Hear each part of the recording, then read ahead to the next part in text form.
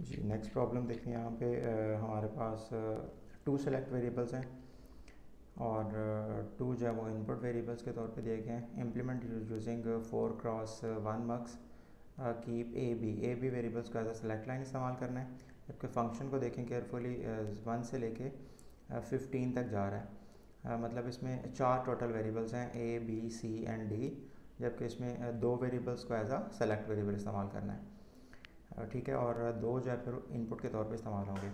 यहाँ पे डायग्राम आपके सामने 4x1 मल्टीप्लेक्सर की, इसमें ए और बी S0 बी है और S1 जो है वो ए है एज अ सेलेक्ट वेरिएबल। जबकि 2 फंक्शन जो हमने बाद में इम्प्लीमेंट करना है इसको, वो हम ड्राइव करेंगे फंक्शन गिवन से। ये गिवन फंक्शन है। उसके बाद आपने सबसे पहले इम्प्लीमेंटेशन टेबल पे आना है और ट्रू टेबल आप खुद से बना सकते हैं। सबसे पहले आपने ट्रू टेबल बनाना स्टेप 1 में, ये आपको प्रीवियस वीडियो में बताया था। जब 4 वेरिएबल का ट्रू टेबल बनेगा तो वहाँ से हमें ये पॉसिबिलिटी पता चलेगी कि ए में क्या पड़ा होगा, बी में क्या पड़ा होगा। ए की वैल्यू में पड़ा था कि 4 पॉसिबल अगर 15 तक है तो 16 वैल्यू होती हैं, जबकि पहली 8 जो है वो 0 होंगी ए में और पहली उसके बाद अगली वाली 8 जो है वो 1 होंगी। इसी तरह से जब हम बात करेंगे बी की तो उसमें 4 zeros 4 1, उसके बाद सी की बात करेंगे 2 zeros 2 1 है, और उसके बाद अगर डी की बात करें तो 1 एक 0 होगा, एक 1 होगा, एक 0 एक 1 एंड सो ऑन। उसी टेबल को देखते हुए हमने यहाँ से इम्प्लीमेंटेशन डिज़ाइन करना है। 4 इनपुट्स हैं बिकॉज 4x1 मक्स है, I0 I1 I2 and I3, already हम डिस्कस कर चुके हैं। उसके बाद जो इनपुट वेरिएबल्स रह गए हमारे पास, उनकी पॉसिबिलिटीज़ आपने लिखनी है। सी कॉम्प्लीमेंट और डी कॉम्प्लीमेंट, मतलब ये 0 0 है। उसके बाद सी सिंपल फॉर्म में और डी कॉम्प्लीमेंट के साथ, इस तरह के सी कॉम्प्लीमेंट के साथ और डी सिंपल फॉर्म में, और ये फिर सी और डी एज इट इज़। ये दोनों वेरिएबल्स की तमाम पॉसिबिलिटीज हमने राइट कर ली हैं। अब सी कॉम्प्लीमेंट और डी कॉम्प्लीमेंट कहाँ कहाँ पे होता है, वो अब अपने ट्रू टेबल से ये कॉलम उठाने हैं। उसके अंदर 0 वाली लोकेशन पे सी भी कॉम्प्लीमेंट होगा, मतलब 0 सी की वैल्यू 0 होगी और डी की वैल्यू भी 0 होगी। ट्रू टेबल आपको डिज़ाइन करके इसको देखेंगे। उसके बाद 4 डेसिमल इक्विवेलेंट जो है वो सी भी 0 होगा और डी भी 0 होगा। उसके बाद 8 पे होगा और 12 पे होगा, जहाँ पे दोनों की वैल्यू 0 होंगी ट्रू टेबल के अंदर।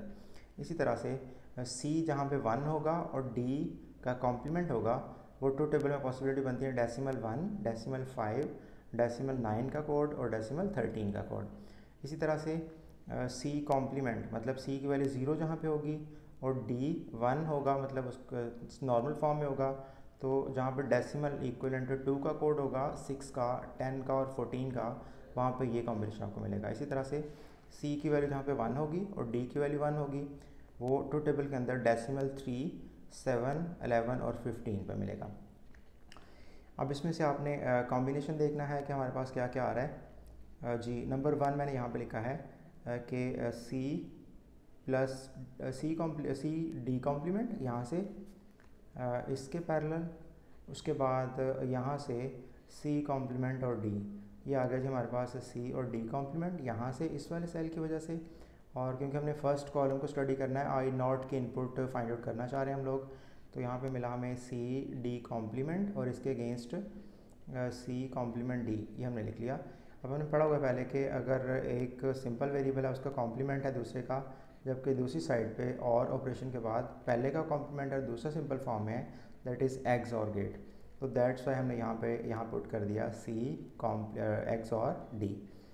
उसके बाद I1 के लिए वर्क करेंगे हम, इन तीनों को और करेंगे।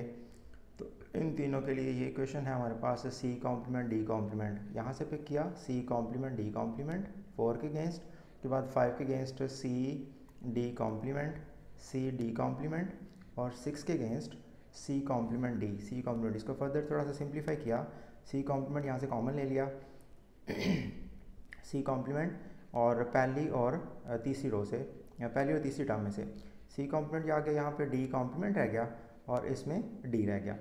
उसके बाद प्लस हमने ये सारा सेकंड वाला एज इट इज़ लिख लिया, C plus C D complement. उसके बाद जी सी कॉम्प्लीमेंट कॉमन है, ये 1 के बराबर होता है, प्लस सी डी कॉम्प्लीमेंट आ गया। और यहाँ पे एब्जॉर्प्शन लॉ अप्लाई करते हुए हमें पता है कि अगर एक वेरिएबल प्रोडक्ट मल्टीप्लाई हो रहा है और साथ उसका कॉम्प्लीमेंट है, या फिर यहाँ पे सिंपल वेरिएबल है और यहाँ पे कॉम्प्लीमेंट होता है, तो ये वाला वेरिएबल एब्जॉर्ब हो जाता है, ख़त्म हो जाता है।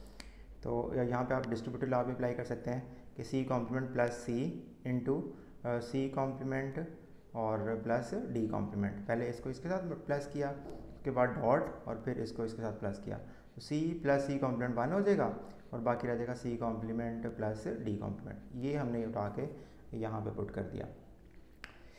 और यहाँ पे अगर हम एंड ऑपरेशन लगाएं या इसका डी मॉर्गन अप्लाई करें तो whole complement C and D complement equivalent है C complement plus D complement. तो इसको ऐसे भी लिख सकते हैं और ऐसे भी लिख सकते हैं।